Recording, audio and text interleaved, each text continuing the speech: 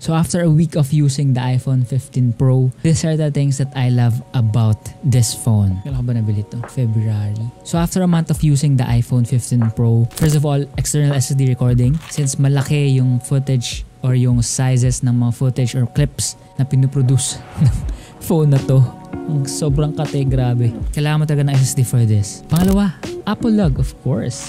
Since gamit ko for the longest time is yung mirrorless camera ko, which is the Sony a6 III, and hindi ako sanay ng clips ko hindi naka-log footage, so mas malaki kasi yung adjustment or mas madali, mas malawak yung pwede mong gawin pag naka-log footage ka or pag naka-log profile ka. So with the 15 Pro na merong log, I freaking super love it. Plus of course yung other codecs pa like Apple ProRes 422HQ, 422 LT, merong H.265, may H.264 din. Sobrang laki talaga sa storage. Siguro hindi naman cons, pero sanay naman na ako sa, lalo na pag 4K yung sinushoot mo na videos or footage. Number 2, Type-C, less hassle.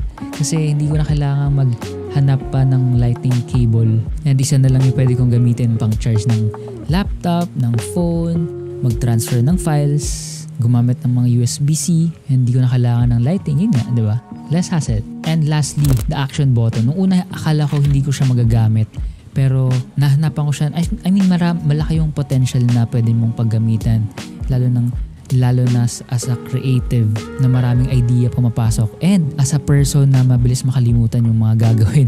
Sobrang useful na ito sa akin. And if gusto nyo malaman kung ano yung ginagamit ko sa action button ko, it's a to-do list or reminders list or basta parang notes, ganun.